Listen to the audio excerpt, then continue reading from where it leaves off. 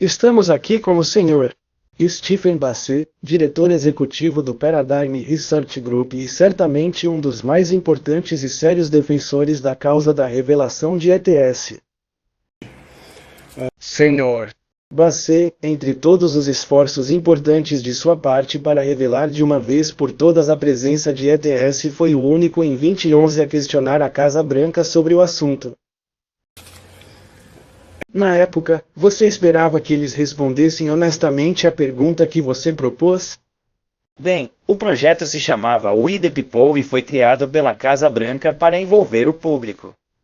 Era uma espécie de, eu acho que você poderia dizer, alguma democracia cidadã.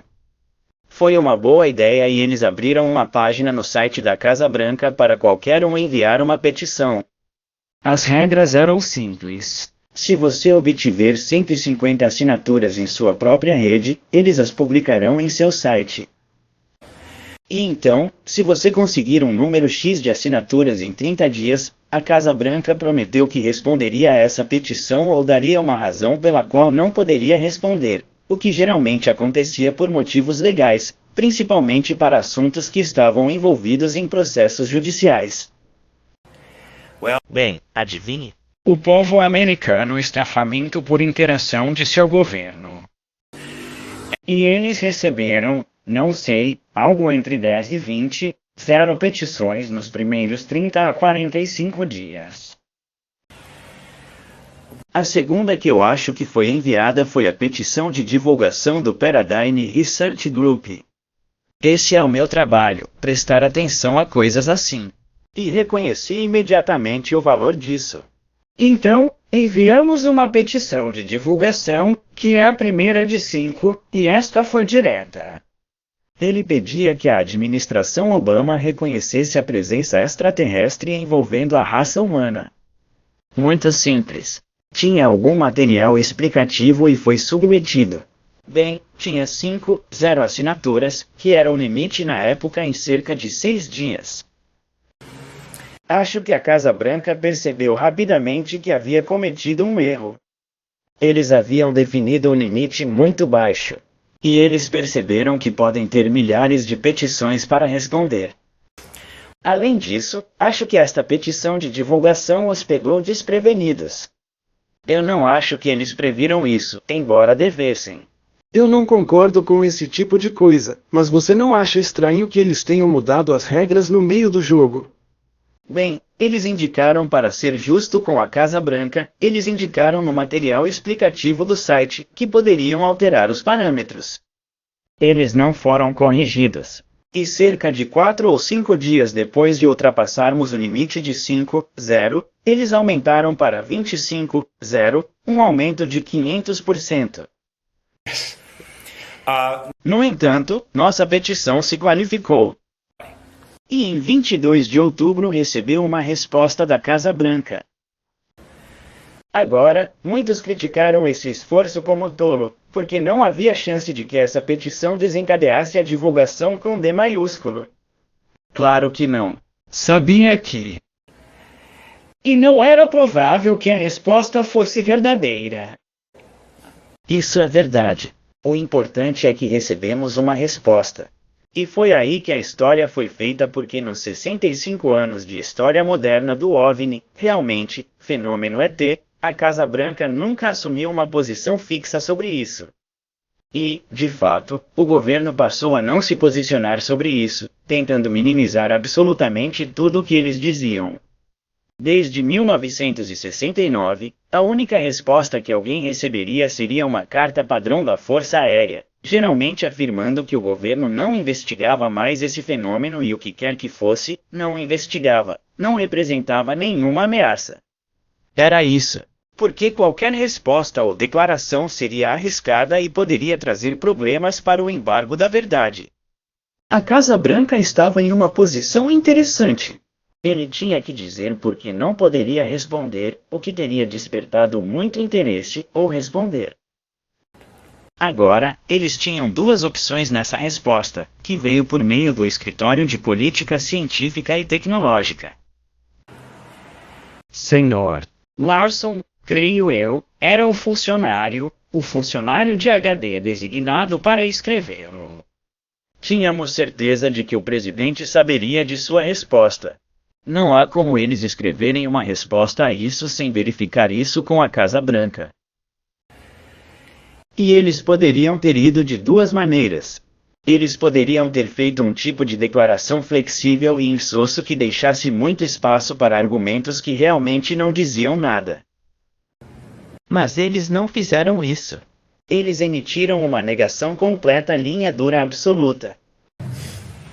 E nesta declaração, que você ainda pode ver na Casa Branca hoje, já dura 16 meses. Não, 16 meses, retiro isso. Está no ar há aproximadamente 14 meses. Você pode, em We the People, ir para as respostas. Você pode ver a resposta, bem como a petição inicial. Isso tem estado lá em cima todo esse tempo.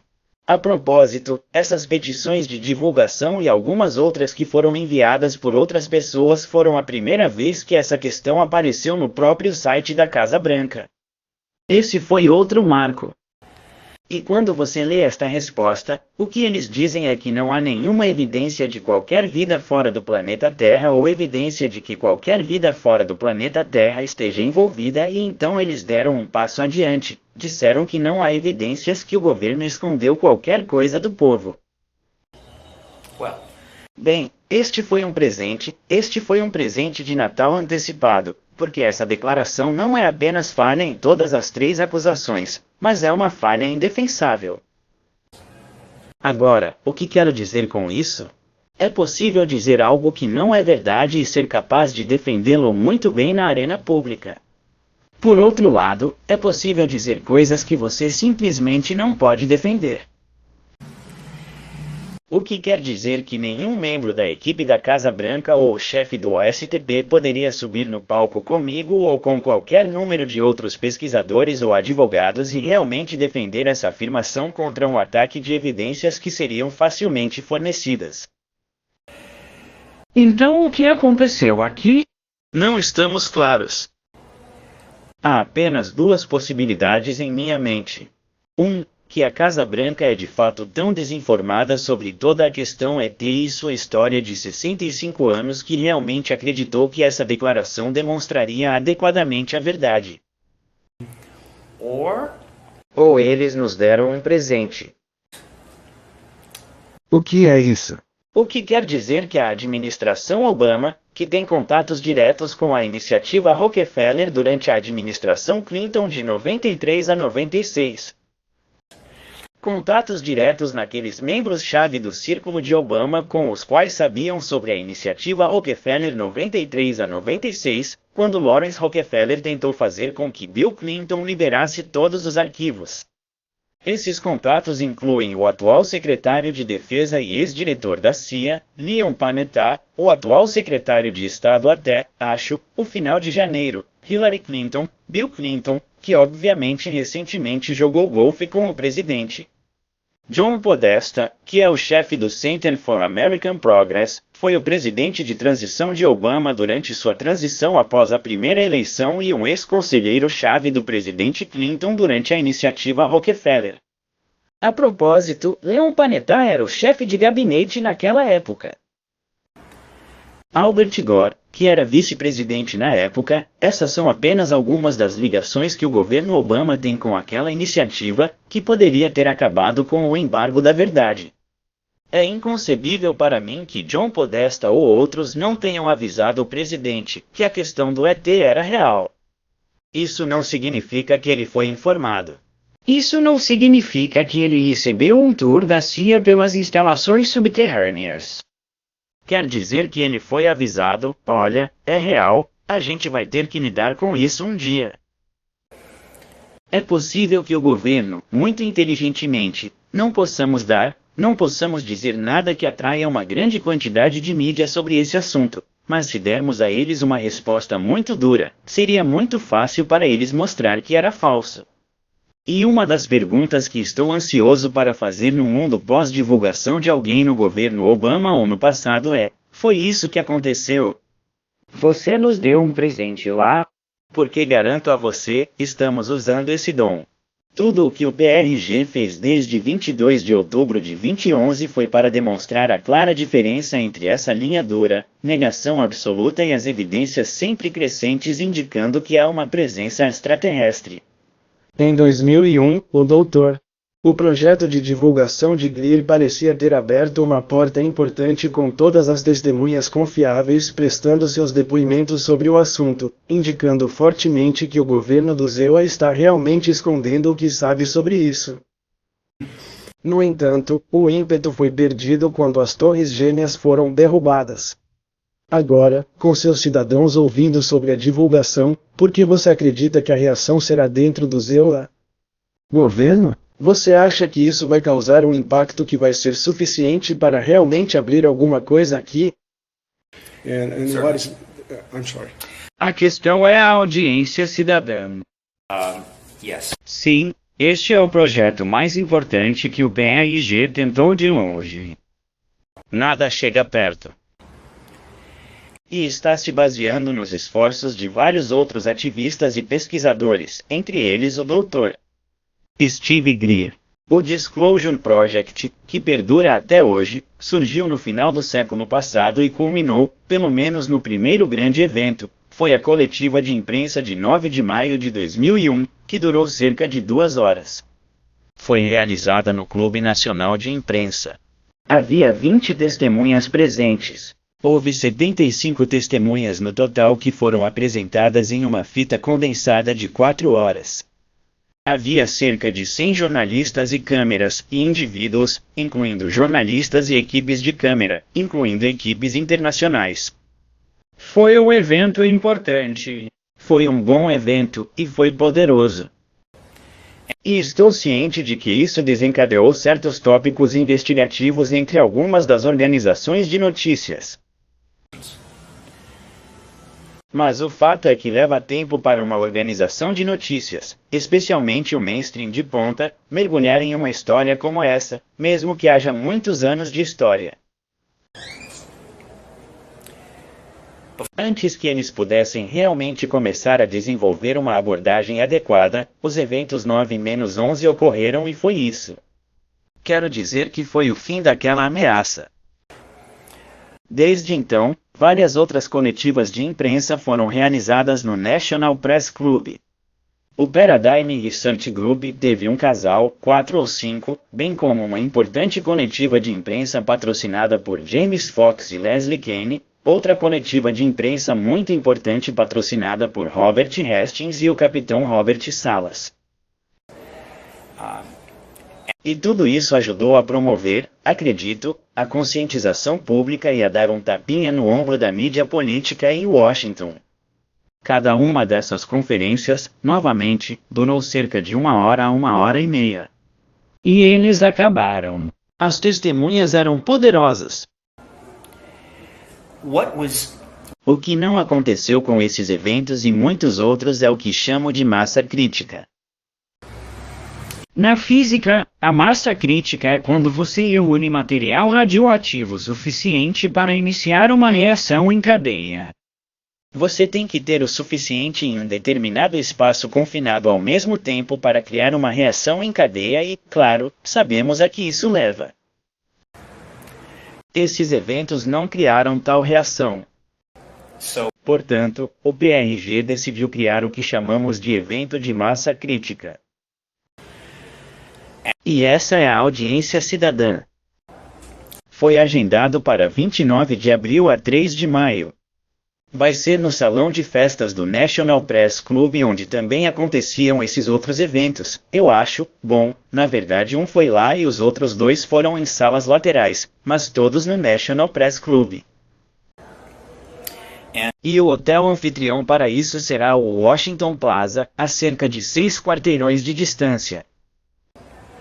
Alugamos o salão inteiro por 1 semana, inclusive as varandas. O que vamos fazer é montar esse salão para parecer o mais próximo possível de uma sala de audiência do Senado com cerca de 300 setores públicos, setor público de audiência, bem como sessão de imprensa, mesas de testemunho e, é claro, mesas de comitê. E durante 5 dias, de segunda a sexta-feira, 8 horas por dia com intervalos de 2 horas, entre 40 e 50 das testemunhas mais fortes, tanto do governo quanto das agências, testemunhas de eventos e evidências, bem como pesquisadores-chave, fornecerão 30 horas de testemunho a 5 ex-membros da Câmara dos Representantes ou do Senado dos Estados Unidos. E tudo será conduzido o mais próximo possível dos protocolos de uma audiência real no Senado. O modelo deste evento é, sem surpresa, se o Congresso não fizer o seu trabalho, então o povo o fará. E este evento será realizado a cerca de 8 quarteirões do Capitol e a 2 quarteirões da Casa Branca. Além disso, esta audiência cidadã sobre divulgação, que é seu nome, será fortemente promovida por especialistas em relações públicas tanto em Los Angeles quanto em Washington, D.C. De janeiro a 29 de abril, todos os esforços serão feitos para garantir que muito poucas pessoas nos Estados Unidos e na maior parte do mundo desenvolvido não saibam sobre este evento. Além disso, será realizado com tradução disponível simultaneamente em espanhol, português, francês e possivelmente russo. Isso é para possibilitar que testemunhas-chave que não dominam o inglês estejam presentes e falem. Além disso, todo o testemunho, todas as 30 horas durante esses 5 dias, será transmitido ao vivo para o mundo por uma taxa modesta, para que qualquer pessoa no mundo possa assistir ao vivo. Embora esperemos que a mídia o esteja cobrindo e talvez você saiba que está transmitindo em alguns ao vivo na televisão, mas a internet fornece um local totalmente diferente, além de termos outros recursos nessa transmissão ao vivo, entrevistas e assim por diante. Acho que você pode ver que esse é o tipo de coisa que pode constituir massa crítica. São tantos testemunhos por um período tão longo de tempo, com tanta consciência que pensamos que a mídia será levada a um lugar onde será forçada, em última instância, a olhar para a posição do governo e as evidências e dizer que não corresponder. E neste caso, e isso foi planejado o tempo todo, eles estarão olhando para a linha dura da Casa Branca, declaração, não há nenhuma evidência de qualquer vida envolvendo este planeta e nenhuma evidência de que o governo tenha escondido qualquer coisa e então para 40 horas, de segunda a sexta-feira, na audiência do cidadão, a imprensa verá evidências e mais evidências de que a posição da Casa Branca é falsa. E então a pergunta é, a mídia entrará no modo frenesi? Isso desencadeará a reação nuclear, ou melhor, em cadeia que queremos. Porque quando a mídia entra nesse modo, não há poder na Terra que possa pará-la e eles divulgam as informações. O problema é que eles não entram nesse modo com bastante frequência sobre os motivos mais importantes e, portanto, a audiência cidadã, que agora tem um site que é apenas uma página de anúncios citizenhearing.org, o site completo será lançado no início de janeiro e haverá estar muito nisso. Nesse momento, serão listadas as testemunhas em desenvolvimento que forem confirmadas, bem como os membros da comissão de audiência e muito mais. E esse é o próximo evento que o PRG planejou para 2013. Great. Ótimo. Você certamente estará acompanhando de perto ao publicá-lo em nossa página web. Obrigado. Aliás, temos toda a intenção de trazer um forte contingente de testemunhas da América do Sul, de vários países, para apresentar. Eles serão principalmente funcionários de agências governamentais, e estou trabalhando nisso agora enquanto participo do 4º Fórum Mundial de OVNIs em Foz do Iguaçu. Assim, a América do Sul estará bem representada. Maravilhoso, maravilhoso. Agora, a nível pessoal, as pessoas querem saber, acho que, se não me engano, você fala abertamente que nunca viu um OVNI em sua vida ou um evento como tal. Isso é verdade, correto? Eu nunca tive um avistamento. Obviamente, conversei com muitos, conheço muitos avistamentos e conversei com pessoas que os tiveram, é claro, estou ciente de alguns deles no caso mais famoso. Eu nunca tive um avistamento que é realmente tão poderoso. A coisa estranha talvez no céu. Apenas não. Para ser sincero com você, não olho muito para o céu. Talvez um pouco mais agora, mas estou muito ocupado. Eu não tenho tempo para olhar para cima. Claro. Bem, a questão-chave para isso é o que fez você acreditar que realmente estamos sendo visitados por vida extraterrestre? Porque a maioria das pessoas, como eu, tornou-se crente porque vimos algo que não pode ser explicado por sua tecnologia cotidiana. O que fez de você um crente neste assunto? Bem, Luiz, gostaria de fazer uma sugestão respeitosa de que, se puder, afaste-se do termo crente. Crente é um termo que foi desenvolvido como parte do embargo da verdade. E, claro, estou me referindo ao idioma inglês. Não tenho certeza de como é em inglês, Mas na língua inglesa. Como forma de diminuir os esforços para chegar à verdade da questão ET. Como uma religião. Eu tento igualar isso a uma religião. Fé. eu tenho fé que os ETS são esse tipo de coisa. Não acredito mais na presença de extraterrestres do que na eficácia da física quântica. A física quântica é uma teoria altamente válida do mundo porque foi testada, há grandes evidências disso, durante um período de 100 anos.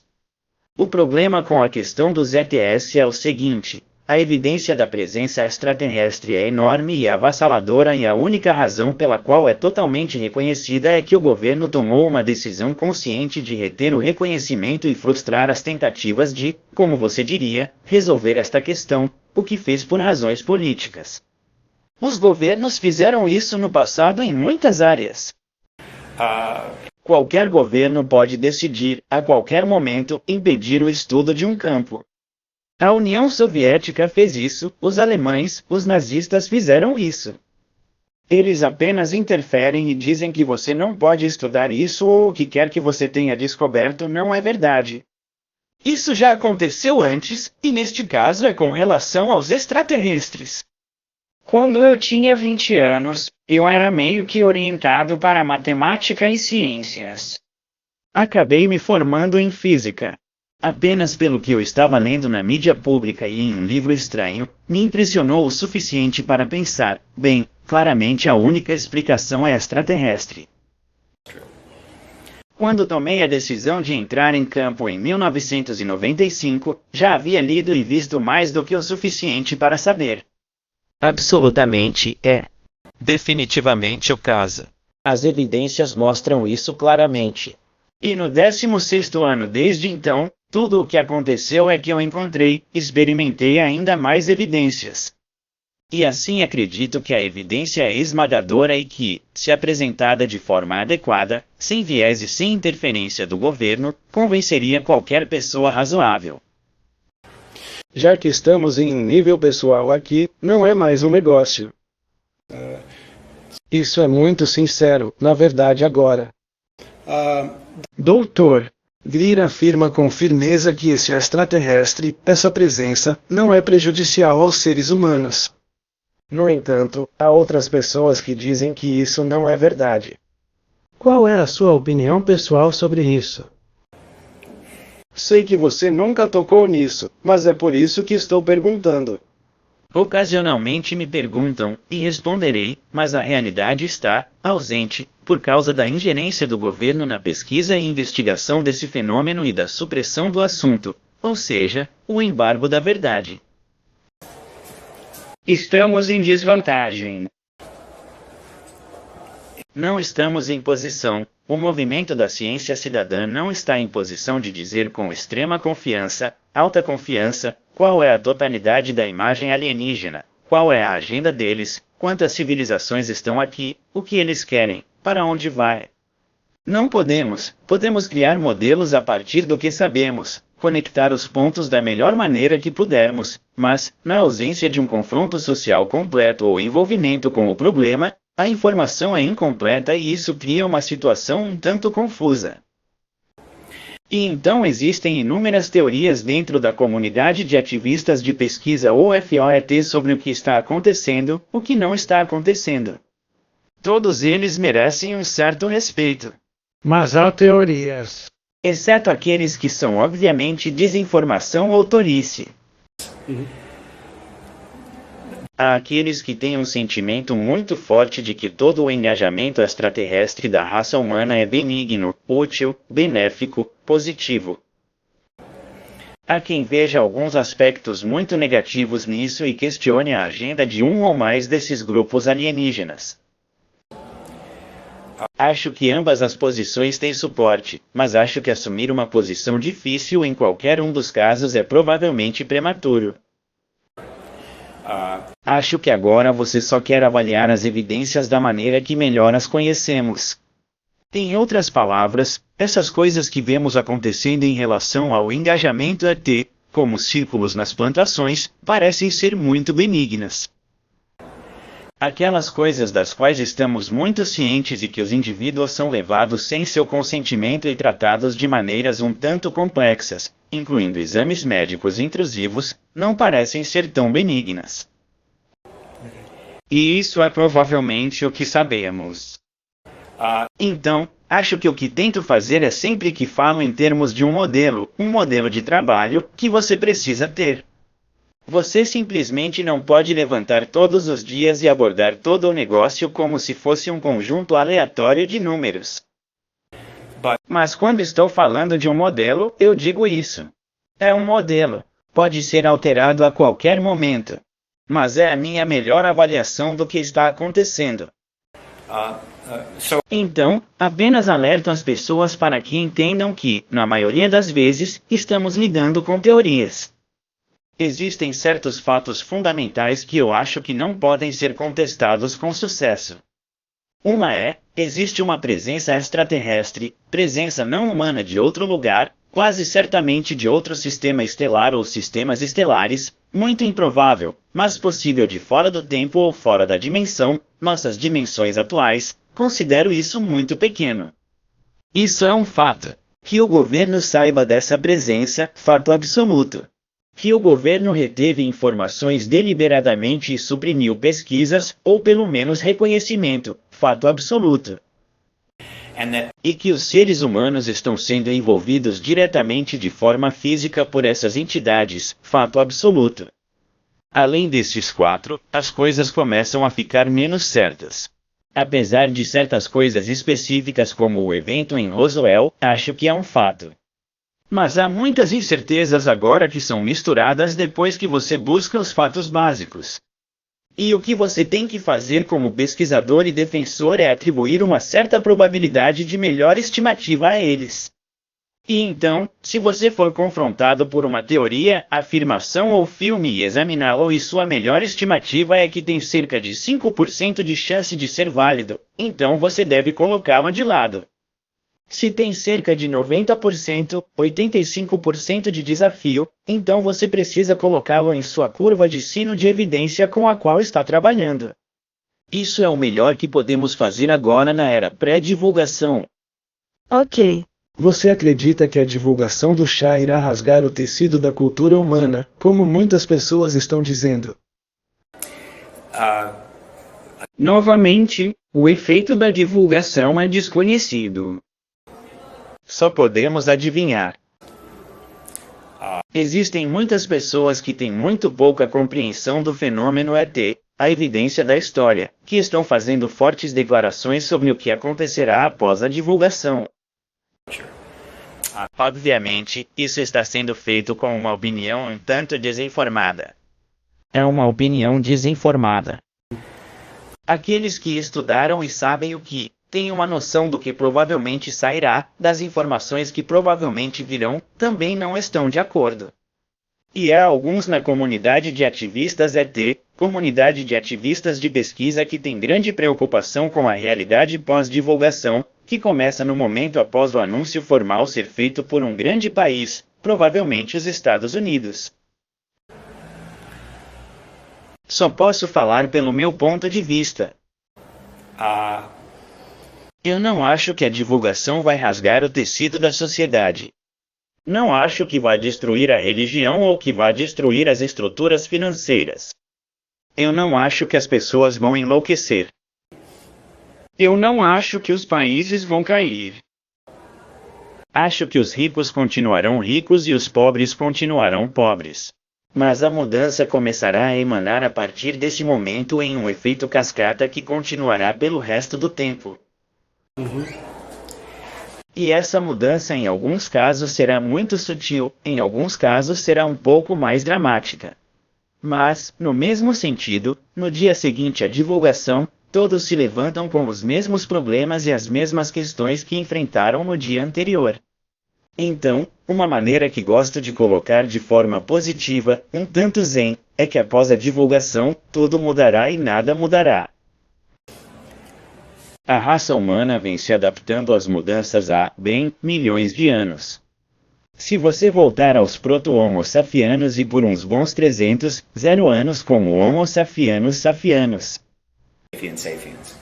Adaptar-se à mudança é o que fazemos de melhor. É por isso que ainda estamos aqui. Esta mudança não é diferente. Mas, ao contrário de algumas das coisas que tivemos de enfrentar como espécie, essa mudança incorporou tantos aspectos positivos, tantas possibilidades extraordinárias que acho que, no geral, a raça humana rapidamente perceberá que, bem, há algum constrangimento aqui. Há alguns problemas. Há algumas preocupações. Mas cara, estamos animados. Portanto, tenho um sentimento muito positivo sobre o mundo pós-divulgação. Agora, entenda que há muitas coisas ruins acontecendo neste mundo pré-divulgação. Isso ainda pode acontecer no mundo pós-divulgação. Os títulos podem explodir, as guerras podem acontecer. Qualquer número de comportamento de 1.0 do sistema operacional humano tipicamente antigo pode ocorrer. Por outro lado, em minhas apresentações, gosto de defender que a divulgação pode realmente mudar essa equação. Para que possamos ver o surgimento de uma nova visão de mundo, um novo sistema operacional humano, e possamos ver menos do tipo de comportamento que nos levou até onde estamos hoje no último mês de 2012. Um comportamento e um padrão que realmente só levam a um lugar se for permitido continuar inabalável, e isso é uma explosão nuclear. E eu uso isso como uma metáfora. Portanto, estou bastante otimista em relação à divulgação e suas consequências, mas direi isso sem questionar e isso varia de pessoa para pessoa. Mas todo mundo vai encontrar algumas coisas acontecendo no mundo pós-divulgação que vão excitá-los, energizá-los. Eles também vão encontrar algumas coisas que os perturbam muito, e eles só precisam aceitar isso. Talvez o fim da indústria do petróleo seja um deles. Bem, a indústria do petróleo acabará eventualmente de qualquer maneira. Vai, sim. Pode acabar um pouco mais cedo, mas, novamente, não se preocupe com os executivos e acionistas do petróleo. Eles ainda vão ficar bem. Eles moverão seu dinheiro para outras novas tecnologias de energia em desenvolvimento e serão o que sempre foram. Quão perto você acha que estamos depois de todos os esforços feitos por você e outras pessoas como você de uma abertura natural de toda essa realidade? Muitas vezes, a pergunta é feita: quando ocorrerá a divulgação? Quão perto está? É uma coisa difícil de responder. A melhor analogia que eu dou é: muitas pessoas estavam perguntando, quando a União Soviética entrará em colapso? Eles estavam perguntando isso nos anos 70 e 80. Parecia-lhes que o sistema não poderia durar. Foi fundamentalmente falho em todos os níveis. E foi fundamentalmente falho. E não poderia durar. Mas quando isso iria acabar? Eles tinham uma vigilância massiva do povo, tinham um exército que estava sob o controle claro do governo, eles tinham o controle da imprensa, da mídia e assim por diante. E eles não hesitaram em infligir punições severas àqueles que desafiavam o Estado. Então você acha que era uma situação pior do que é hoje em relação à discussão? Bem, sim, a capacidade da União Soviética de continuar seu Estado era muito mais poderosa e ampla do que o ZEUA. O governo teve que manter o embargo da verdade até de longe. E a União Soviética conseguiu durar 73 anos. Mas quando isso iria acabar? Bem, como você sabe, foi muito difícil. Você podia ver os sinais, podia ver a erosão da autoridade do Estado, podia ver a apatia do povo. E quando finalmente entrou em colapso muito rapidamente, até a CIA reconheceu que meio que o surpreendeu. Eles não viram isso tão cedo. É quase a mesma coisa com este Departamento da Verdade. Eu direi isso, que a porta realmente não abre. Acho que não é nenhuma possibilidade, uma possibilidade significativa até o fim da Guerra Fria. Quando a Guerra Fria termina, é um jogo totalmente novo, como dizemos nos Estados Unidos. Isso não significa que iria acontecer imediatamente. Não é uma coisa trivial acabar com esse embargo da verdade. Mas poderia ter acontecido. Isso poderia ter acontecido durante o governo Clinton, se eles tivessem respondido à iniciativa Rockefeller de maneira positiva e extrovertida. Mas as mãos de Clinton estavam atadas. E muitas coisas aconteceram nos últimos 20 anos que posso usar para explicar por que a divulgação não aconteceu. Mas eu vou dizer isso. No ano 2000, o embargo da verdade estava com sérios problemas. E isso a partir de 2000, e vou usar o relatório Cometa que foi emitido pela França como um marco. A partir do momento em que o relatório é emitido, indo para os próximos 12 anos, incluindo a liberação de documentos pelo Reino Unido e França e Brasil e Austrália e Canadá e Nova Zelândia e Uruguai e Suécia, que liberam dezenas de milhares de documentos, que foi uma mensagem ao governo do ZEUA de que esses outros países estavam cansados desse embargo da verdade, bem como da massa de outras evidências. O embargo da verdade está pendurado como um fio, como uma maçã madura em uma árvore, além do seu alcance, balançando na brisa. E você está olhando para ela e se perguntando, quando aquela maçã madura vai cair? No que me diz respeito, principalmente nos últimos 4 ou 5 anos, o embargo da verdade pode terminar a qualquer momento. Em outras palavras, você acorda uma manhã e descobre que há uma coletiva de imprensa anunciada para mais tarde naquele dia. Será uma sexta-feira. Será tarde, 5 horas, 5:30, talvez 7 horas. E eis que é isso que vai acontecer. No entanto, isso não é uma garantia. E há eventos que podem impedi-lo. Uma grande guerra, um ataque nuclear nos Estados Unidos, inúmeras coisas chamariam a atenção dos governos e a disposição de qualquer governo de avançar nessa questão no meio disso seria apagada. E então, sim, há uma série de coisas que podem adiar a divulgação, mas, exceto algo dramático como isso, o embargo da verdade está em suas últimas pernas.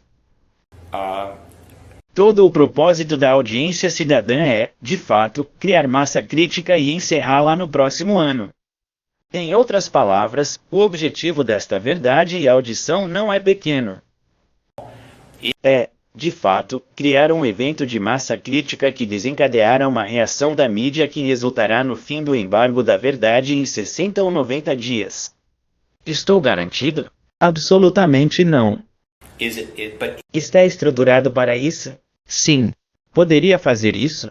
Absolutamente. E o mais importante, graças ao apoio que o PRG recebeu para financiar este evento, que é superior a $1 milhão. Fundos privados? Fundos privados. Qual será? E anunciaremos o apoio disso após o primeiro dia do ano.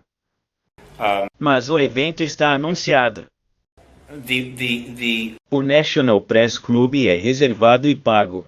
O hotel reservou e pagou. Esse evento foi anunciado, está por aí, vai acontecer.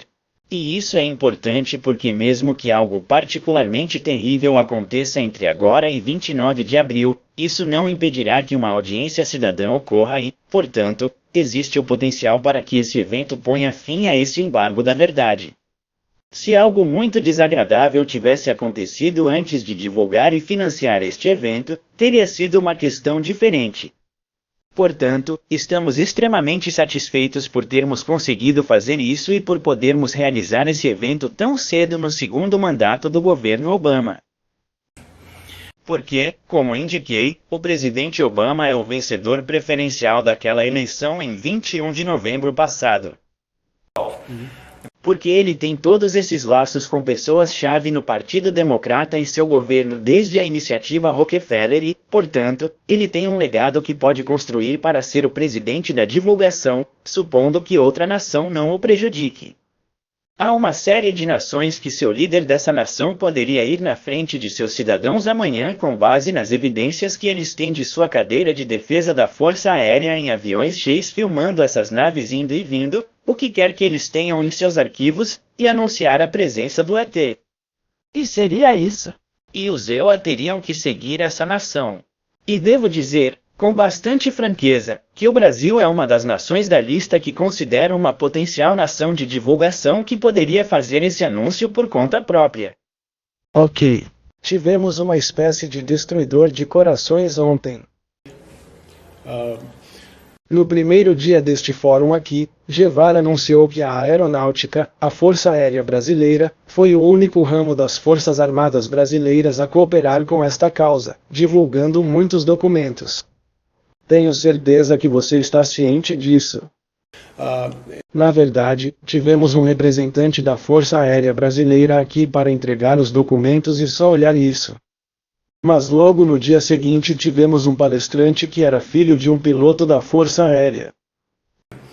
E esse piloto teve acesso a muitos arquivos que esse palestrante quando criança teve acesso aos arquivos.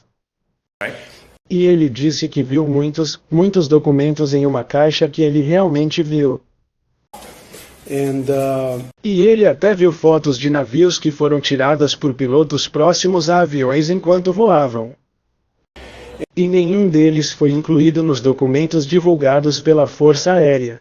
Claro, isso não é uma surpresa, mas quais são seus comentários? Tudo bem. Cada governo está abordando a questão dentro dos parâmetros que podem. Há limites para o quão longe eles querem ir. Se algum governo, seja do Brasil, da França ou do Reino Unido, ainda não está preparado para estourar a garrafa de champanhe Roswell de 1947. Se eles não quiserem desencadear a divulgação, eles só podem ir até certo ponto. E isso é o mais longe que eles irão. E então, os governos que estão liberando arquivos, como Reino Unido, França e Brasil, e outros, estão liberando tudo. Claro que não. Tudo bem. O ponto é que eles estão liberando arquivos. Existem muitas caixas de arquivos em todo o mundo. Em sótãos de ex-militares, em caixotes embaixo das camas das pessoas, assim como em arquivos do governo. Está tudo bem. Há evidências mais do que suficientes para confirmar a presença. E na verdade não precisamos de mais um documento, mais uma carta, mais uma fotografia. Já temos todas as provas de que precisamos. Tudo o que precisamos é que a imprensa veja as provas que temos. Não temos que continuar provando isso repetidamente. E assim, se esses arquivos do lado negativo, esses arquivos talvez inovadores não foram liberados. Pelo lado positivo, bem, sabemos que eles ainda podem acontecer e, portanto, podem ser lançados a qualquer momento. Ou perdido. Ou os perderam. Tenho certeza que muitas vezes foram perdidas. Como a NASA perdeu os filmes lunares. Supostamente. Supostamente. Você sabe, quando se trata de história como esta, estamos falando de história em um nível extraordinário. É como uma grande piada, não é? Creio eu, uma enorme relutância por parte de alguém em perder alguma coisa. Portanto, não se surpreenda se muitas coisas perdidas acabarem aparecendo. Se eu tivesse fotos históricas confirmando a presença de ETS, seria muito difícil colocá-las em um triturador. No entanto, dizer às pessoas que as coisas estão perdidas é uma maneira simples de escapar do escrutínio da mídia. Assim como Dennis Kucic, o congressista Kucic foi informado pelo exército que eles perderam todos os registros telefônicos de entrada e saída de Roswell durante aquele período específico, de forma bastante conveniente. Eu ficaria chocado se todos aqueles registros telefônicos aparecessem após a divulgação. Claro que não. Sobre a Lua, desde que tocamos no assunto, muita gente, você vê isso na internet o tempo todo. Eles dizem que os primeiros astronautas, Armstrong e Aldrin, realmente viram algo neles. Todas as informações que tenho são as que encontro na internet. Você acha que isso pode dar algum suporte a esse suposto fato? Não tenho nenhuma evidência, não tenho nenhuma informação a respeito da relação dos astronautas com a questão dos ETS, mas uma lenda que já está por aí e assim por diante. Só posso dizer isso, aquele tem um respeito quase incomensurável pelos astronautas que serviram nos programas Mercury, Gemini, Apollo. Estes são seres humanos tão bons quanto a América, e certamente produzidos, e é claro que agora temos outras nacionalidades que irão em frente e falarão. O que quer que digam, vou tomar como fato. O que quer que eles digam, até onde eu sei, até que eu saiba o contrário, aceitarei o fato. Também estou ciente, no entanto, que a NASA é totalmente obrigada por lei ao Departamento de Defesa com relação à questão ET.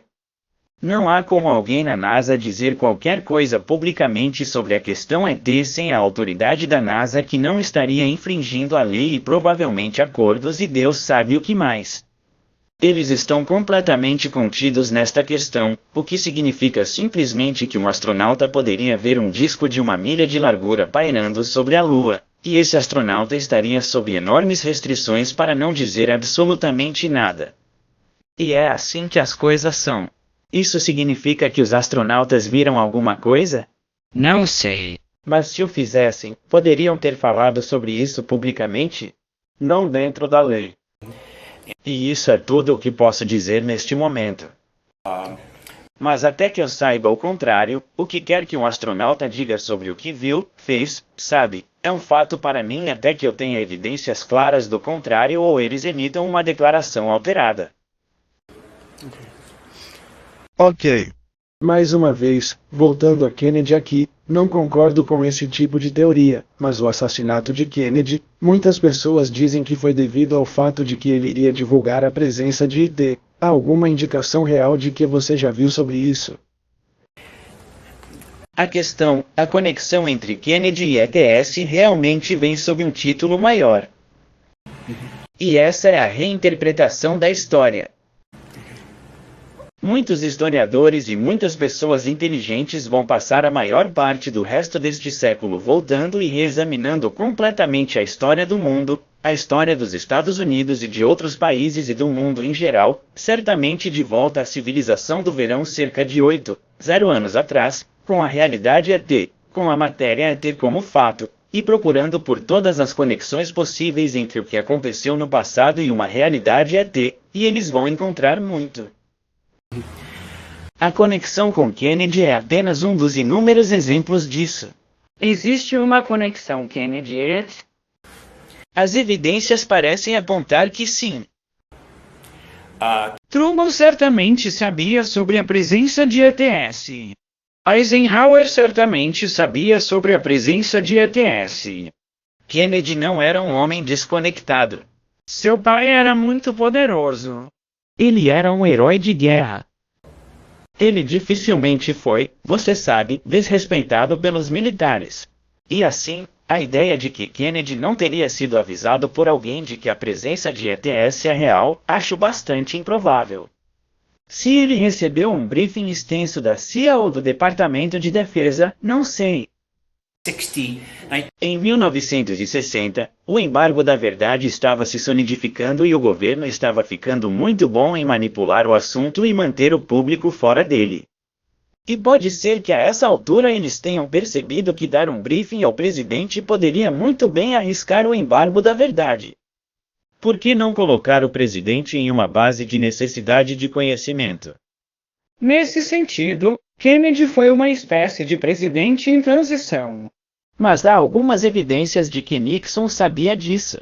Pode até ter tido acesso a corpos. E então a ideia de que Kennedy não teria acesso forte e Nixon teria. Mas, novamente, sabemos com certeza que não? Agora, as pessoas que estão com raiva de nossas instituições financeiras e querem reformá-las e também se opõem ao Federal Reserve, encontram no assassinato de Kennedy evidências de que seus esforços na reforma monetária, o que foi? Pessoas que têm grande conhecimento sobre as invasões cubanas, a Baía dos Porcos, encontram evidências lá. Pessoas que sabem muito sobre a conexão de Kennedy com a máfia, que infelizmente ele tinha, encontram lá. Ele era um homem complicado com uma vida complicada. Talvez nunca saibamos as razões exatas pelas quais o homem foi assassinado. Espero que descobramos quem autorizou e quem eram os jogadores reais, mas isso também é duvidoso. Mas me agrada que a pesquisa ET seja profunda e ampla o suficiente para encontrar essas conexões e encontrar conexões em outros lugares. Está fazendo o seu trabalho. Aqueles que tiram conclusões precipitadas com base nessa pesquisa, bem, isso pode ser problemático. Mas eu entendo por que as pessoas fazem isso. Mais importante, sabemos sobre algumas dessas conexões e continuamos procurando porque haveria mais a aprender e um dia esperamos saber a verdadeira história sobre se houve alguma conexão entre a decisão dos conspiradores de matar o presidente e suas decisões políticas potenciais sobre a questão extraterrestre. Você acha que o assunto é delicado o suficiente para justificar a morte de um soldado raso? Em 1960 era uma questão de segurança nacional. Quero dizer, eles veem as pessoas da segurança nacional encarregadas de nossa defesa. E não estamos falando de um bando de criminosos ou pessoas más. Estamos falando de pessoas encarregadas de nossa defesa.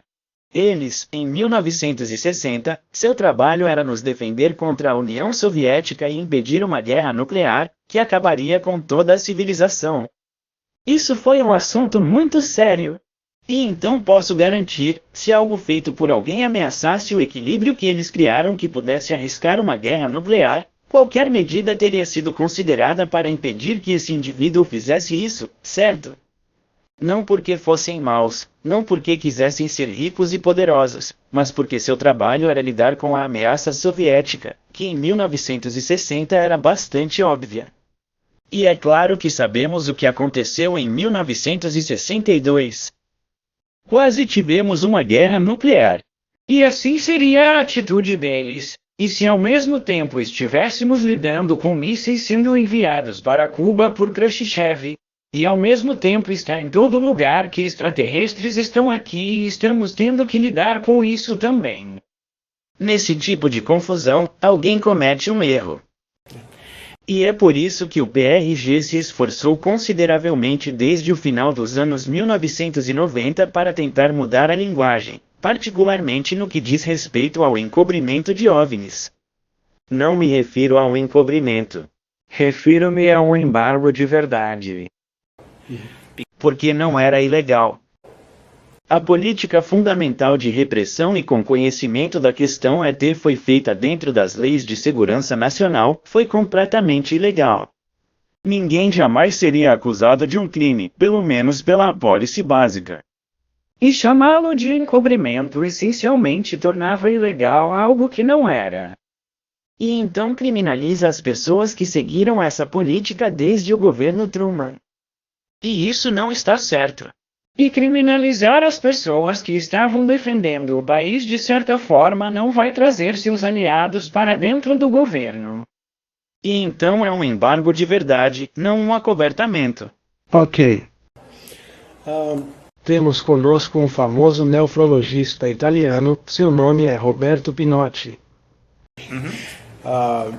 E eu estava conversando com ele agora há pouco. Amanhã ele vai anunciar no final, vai propor que todos os países unam forças para lutar juntos ou tentar abrir esse véu de sigilo que está sobre nós agora.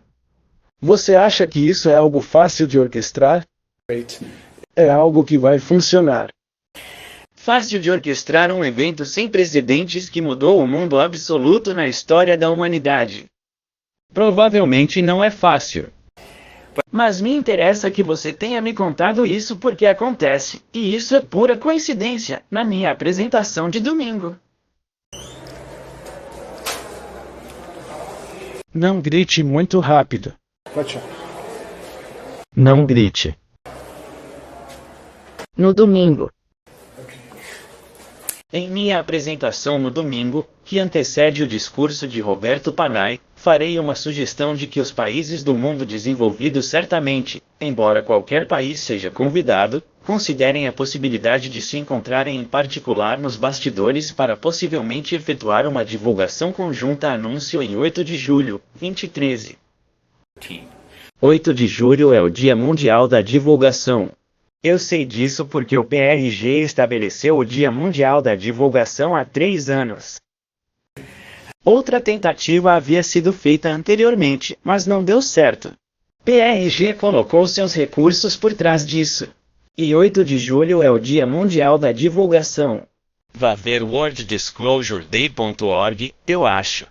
Ou worlddisclosureday.net, acho que é .org. E é um dia para reconhecer o movimento de divulgação, a necessidade desse evento acontecer e saber a verdade sobre a presença dos ETS.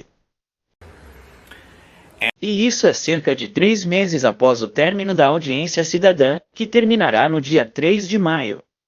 Então, desculpe, junho e julho. São 2 meses, apenas 2 meses depois.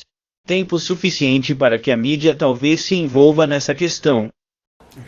E então, para mim, é o momento perfeito para algumas nações dizerem: ok, esse é o dia em que faremos isso.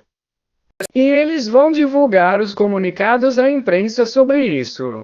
Eles não vão fazer isso e dizer: bem, no dia 8 de julho, vamos anunciar a presença de ETS. Não, isso não vai acontecer. Eles trabalharão nos bastidores. Eles chegarão a um entendimento. E então eles simplesmente farão isso. E vou convidar a grande nação do Brasil, que recentemente se tornou a 6ª maior economia do mundo, ultrapassando a França, que teve enorme sucesso em resolver alguns dos problemas que o mundo enfrenta dentro de seu próprio país. E claramente está uma nova nação progressista, que talvez você assuma a liderança na organização de algumas dessas reuniões. Maravilhoso. Para que, no dia 8 de julho, tenhamos divulgação mesmo que os Estados Unidos não estejam prontos. E vou fazer essa proposta na minha apresentação dia 9 de dezembro em Cachoeira do Iguaçu no dia do meu aniversário como aconteceu. Oh, maravilhoso. Bem, estarei aqui para parabenizá-lo pelo seu aniversário. E bem, eu ouvi em primeira mão. Isso é uma honra. Senhor Basset, não quero demorar mais. Basicamente, há algo mais em particular que você queira perguntar? Poderíamos ir o dia inteiro, mas eu só quero que você nos dê alguns últimos comentários ou considerações aqui. Bem, eu gostaria de dizer, já que estou no Brasil neste encontro e sendo entrevistado por um blogueiro jornalista brasileiro que, é hora da América do Sul se afirmar nesta questão global. A presença ET não está aqui para envolver o Missouri ou o Washington ou os democratas ou os republicanos ou esta ou aquela raça. Posso garantir que os ETS estão envolvendo todo o planeta. São todos os continentes, todas as pessoas, todas as raças, todas as religiões. E é muito óbvio que a América do Sul, principalmente nos últimos 10 anos, tem feito um esforço concentrado para desenvolver uma posição muito mais independente e autônoma no mundo, saindo de baixo, sob influências dos Estados Unidos e da Europa para se afirmar sua hegemonia, e isso é bom. E uma das maneiras de fazer isso seria assumir a liderança no avanço do processo de divulgação e no movimento de defesa da divulgação. Agora já está fazendo isso. Testemunhas de agências governamentais de vários países estão se apresentando. Claramente, os governos desses países não estão atacando essas pessoas. Eles estão permitindo que eles façam isso. Eles não estão impedindo isso, tanto quanto eu posso dizer. Há muita pesquisa aqui que está recebendo mais atenção, e vou incluir a América do Sul. Incluirei também a América Central e o Caribe. Certamente há coisas acontecendo no México. Mas com relação à América do Sul, a América do Sul tem aqui uma oportunidade de ouro para assumir a liderança em uma das questões mais importantes da história da humanidade, o que acho que será bom para o continente e para as nações daqui, que a meu ver tem sido inadequadamente negligenciado pela mídia ocidental e infelizmente explorado pelas nações ocidentais. Isso eu acho que está chegando ao fim. Estamos emergindo em um novo, obviamente, um novo milênio. E as visões do mundo vão mudar e eventos extraordinários vão acontecer e todas as nações em todos os continentes devem estar o mais engajadas possível nessa transição extraordinária que está ocorrendo para que possam participar do redesenho, da reconstrução nosso mundo em um mundo sustentável de sociedades sustentáveis trabalhando dentro de uma biosfera que não está sendo destruída, trabalhando uns com os outros, fugindo da guerra como meio de diplomacia e criando um planeta viável para todas as espécies, não incluindo a raça humana. Tudo isso pode acontecer muito em breve. E então estou feliz por estar na América do Sul, estou feliz por estar no Brasil. Espero voltar. E estou muito orgulhoso da pesquisa e do ativismo que está acontecendo aqui, e não menos importante, claro, é o de J. Guevara, que é um dos pesquisadores, ativistas e editores que mais trabalham neste campo em todo o mundo. Ok, foi um grande prazer tê-lo conosco e muito obrigado por seus conselhos. Estou ansioso para vê-lo em seu blog. Certifique-se de me enviar suas versões editadas. Certamente irá.